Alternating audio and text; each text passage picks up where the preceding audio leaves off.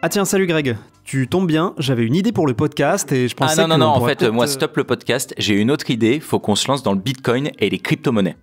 Pardon ? Non mais je te jure, j'ai investi, ça a explosé, j'ai décuplé ma mise. Bon, entre-temps, c'est retombé, j'ai perdu le double, mais bon, ça va remonter, j'y crois à mort. Bon, en plus, surtout, c'est l'avenir de la monnaie. Alors sur le côté casino, là je te suis, ça monte, ça descend, tout ça, mais pas sûr que ce soit l'avenir de la planète. Tu sais que j'ai lu pas mal d'articles qui disent même que ça pollue. Tiens, regarde là, c'est une étude de la revue Nature qui nous dit que l'énergie dépensée par le Bitcoin, elle pourrait même nous faire dépasser les 2 degrés, à elle toute seule. Ouais, alors pour le coup, c'est vraiment pas si simple. Les aficionados du Bitcoin, ils pensent carrément que ça pourrait être écolo, enfin en quelque sorte. C'est ce qu'on va découvrir dans ce nouvel épisode de L'Envers du décor, le podcast environnement du service science du HuffPost. Dans l'envers du décor, tous les 15 jours, on vous parle d'environnement sans prendre de gants, pour faire un tri, sélectif bien sûr, de nos certitudes et de nos idées reçues. Parce que vous pensez sûrement que la planète va mal, et franchement vous avez raison, mais on voudrait vous aider à comprendre d'où viennent vraiment les problèmes, et peut-être même les solutions qui vont avec. Moi, c'est Grégory Rosière, journaliste scientifique et investisseur de talent qui a parié sur Microsoft au lancement de l'iPhone. Et je suis avec Mathieu Balu, Journaliste scientifique et spéculateur fou, qui va voir une fois par an environ la valeur de ces 3 pauvres actions. Bon, en vrai Mathieu, quand on entend Bitcoin, c'est toujours pour parler de spéculation, mais pour les vrais crypto-addicts, la crypto-monnaie c'est une révolution, c'est un système économique et financier qui est totalement indépendant des banques. Le Bitcoin, en gros, c'est l'idée d'un échange entre 2 personnes, sans besoin d'un tiers pour vérifier. Ce tiers, d'habitude, c'est ta banque. Les possibilités des crypto-monnaies, et franchement tout ce qui peut faire du mal à ma banque, c'est clair que ça mériterait un épisode de podcast entier, et je serais ravi de le faire, si on était un podcast économique. Mais nous, tu vois, il me semble, on fait plutôt dans le podcast écologique. Ah oui, c'est vrai. Et avoir une monnaie électronique et décentralisée comme ça, ça a un coût environnemental. Ça, c'est clair. D'abord, il faut comprendre comment le Bitcoin pollue. Alors on va essayer de faire très simple, donc désolé pour les fadas du Bitcoin. En gros, pour que tu puisses échanger un Bitcoin avec quelqu'un, il faut que l'opération elle soit validée, qu'elle soit certifiée. Regarde, quand tu payes avec ta carte bleue, c'est ta banque qui fait office d'arbitre. Là, ça se fait tout seul, via des calculs super compliqués réalisés par des ordinateurs super puissants qui certifient ta super transaction. Et cette vérification qui permet de certifier, c'est ça qu'on appelle le minage. Parce qu'en plus de toucher une commission, ceux qui contrôlent ces PC géants gagnent parfois un peu de Bitcoin en récompense. Un peu, tu sais, comme le mineur qui creuse petit à petit la terre et au bout d'un moment, il tombe sur une pépite, une fois de temps en temps. Là, vous l'avez pas vu, mais Greg a fait geste de miner, c'est comme s'il avait un petit marteau et qu'il tapait contre le mur, c'était vraiment, à mon avis, pas comme ça du tout qu'on mine. Et ce minage, bref, c'est tout le problème. Pour le faire, il faut des ordinateurs qui consomment beaucoup d'électricité. Et quand on produit l'électricité, en général, on rejette du CO2. Et ça, on n'aime pas trop. Et plus il y a de mineurs, plus il y a d'électricité consommée, et donc de CO2 rejeté. Aujourd'hui, ces émissions de CO2 dues au Bitcoin, c'est déjà l'équivalent d'un petit pays. Et évidemment, ça risque d'empirer. Alors certes, mais t'oublies un truc, c'est qu'il y a plein d'autres crypto-monnaies qui imaginent des transactions sans minage, plus écolo. Mais on parle du Bitcoin là. La plus connue et de loin. Donc cette étude dont je te parlais au début, de la revue Nature, elle explique que si le Bitcoin était adopté par le grand public, les émissions de CO2 entraînées par le minage, elles pourraient à elles seules nous faire passer la barre des 2 degrés de réchauffement d'ici à 2050. Bon, alors clairement, il y a un risque environnemental, on va pas se mentir. Par contre, cette prédiction qui date de 2018, elle fait vraiment pas consensus. D'abord, tes émissions de CO2, elles dépendent de ton type d'énergie.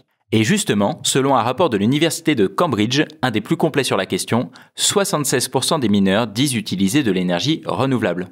There is no planet B. There is no planet B. There is no planet B. There is no planet B. C'est quoi ce truc ? Ah mais ça c'est ma nouvelle alerte greenwashing.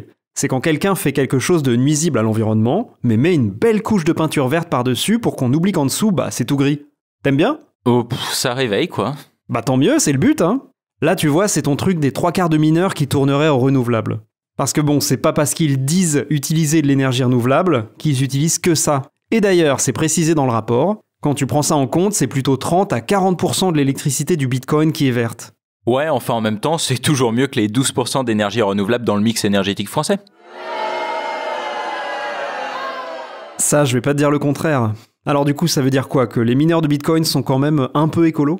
Ah c'est clair que si tu leur demandes, ils vont te dire ça. Mais en vrai, je pense que c'est surtout que le renouvelable, ça peut être vachement rentable. Justement, j'ai posé la question à Sébastien Gouspillou, dont le métier est de fabriquer et gérer des fermes de minage, des ordinateurs dédiés à miner du Bitcoin. Et ce qu'il m'explique, c'est que lui, Il aime poser ses fermes de minage près de barrages.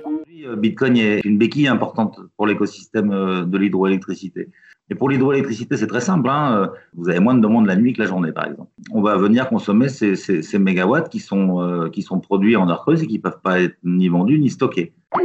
Et bah voilà, donc c'est pas vraiment un engagement militant. C'est juste que c'est pas cher, quoi. D'ailleurs, le charbon aussi, c'est pas cher. Et tu sais quoi, en Chine, les mineurs de Bitcoin, ils utilisent autant le charbon que les barrages hydroélectriques. How dare you? Et l'autre problème, c'est que pour l'instant, le Bitcoin, ça concerne environ 100 millions de personnes.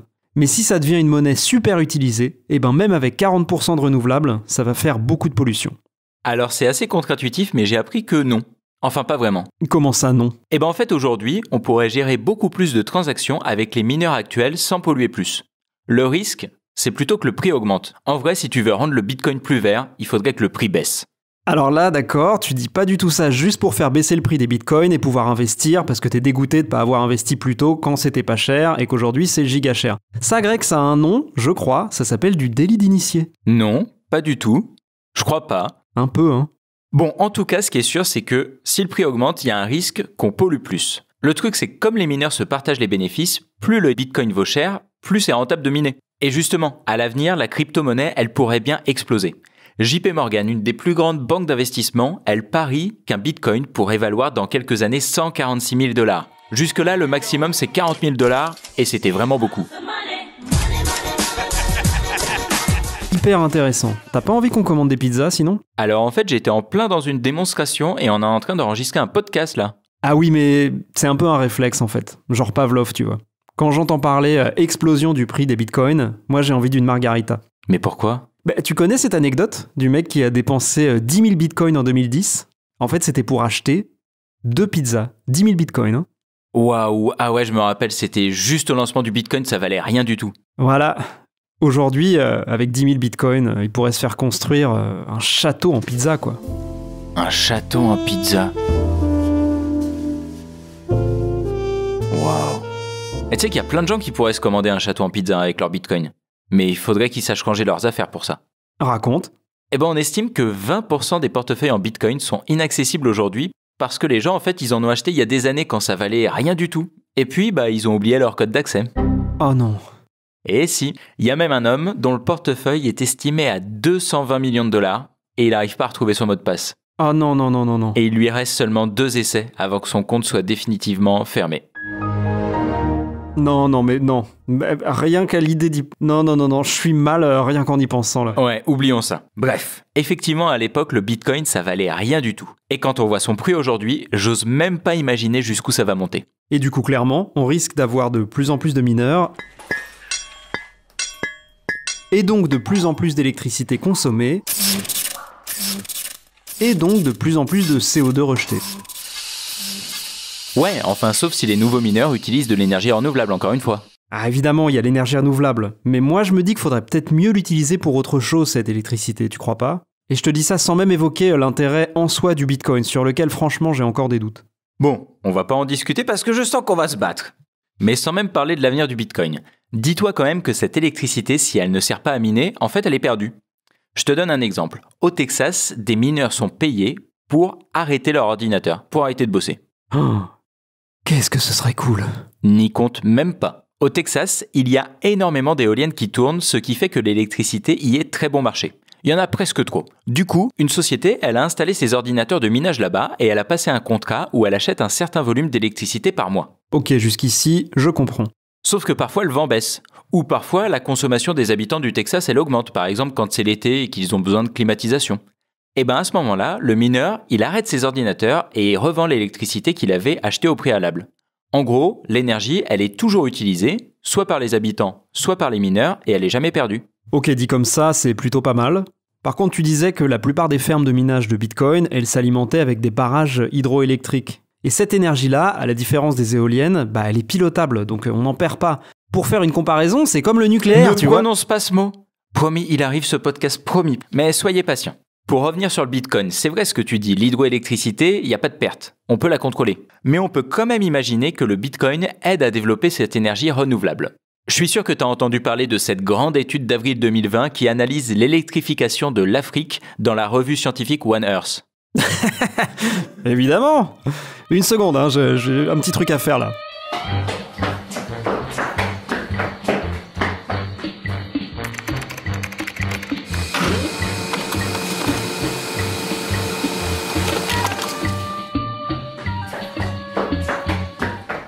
Donc oui, tu me parlais de l'étude intitulée Satellite Observations Reveal Inequalities in the Progress and Effectiveness of Recent Electrification in Sub-Saharan Africa. Exact. Voilà. Et oui, donc je me rappelle maintenant. Hein, en résumé, les chercheurs notaient qu'on n'allait clairement pas assez vite pour l'électrification de l'Afrique. Je me rappelle qu'ils précisaient aussi que la production d'électricité, elle était de plus en plus décentralisée en Afrique. Et du coup que ça, c'était plus efficace dans certains endroits très isolés. Ah bah, ça tombe bien, c'est exactement le paragraphe dont je voulais te parler. Oui, enfin, je fais tout ça de tête, évidemment, hein, mais ça posait un problème, je crois. Si ta centrale, elle est autonome, soit tu la fabriques trop petite, et dans ce cas, elle aura pas assez d'énergie pour la demande grandissante des habitants, soit tu la fais trop grosse, et elle est pas rentable, en tout cas au début. Ah bah ça, c'est une transition parfaite, parce que justement, notre mineur Sébastien Gouspillou, il croit que le Bitcoin, ça pourrait changer la donne ici. On peut facilement confirmer que le Bitcoin peut aider au développement de ces centrales hydroélectriques, dont la rentabilité sur le papier n'est pas évidente. Nous, c'est ce qu'on est en train de réaliser dans le parc des Virunga en Afrique, et on aide à la rentabilité de ces centrales hydroélectriques qui sont construites pour aider la communauté, pour aider les populations locales à renoncer au charbon. Ok, c'est une belle démonstration. Pour autant, faudrait pas oublier l'impact sur la biodiversité de certaines énergies renouvelables, notamment les barrages. Ça mériterait un podcast à part entière tout ça. Hein, Greg ? Ah, il y a une liste longue comme le bras, là, c'est plus possible. On va arrêter, je crois. Si on résume pour le climat, le Bitcoin, ça consomme de l'électricité et tout dépend évidemment de la manière dont elle est produite. Il y a quand même du positif là-dedans. Des chercheurs ont calculé que si le monde arrive à la neutralité carbone en 2050, comme on l'espère tous, le pic d'émissions de CO2 du Bitcoin, en fait, il est déjà passé, il est déjà derrière nous. Ouais, enfin ça c'est quand même une vision super optimiste. Surtout que franchement, pour arriver à la neutralité carbone en 2050, moi j'ai du mal à voir comment on va faire sans des actions extrêmement fortes des institutions et des États. Eh ben, ce que tu nous dis là, c'est que notre ami Bitcoin, il a beau être indépendant et libre dans sa tête, en fait, comme toujours, il dépend de la manière dont on produit l'énergie. C'est quand même un peu le comble, pour une monnaie qui se veut décentralisée et libertaire, de devoir compter sur la régulation pour ne pas détruire la planète.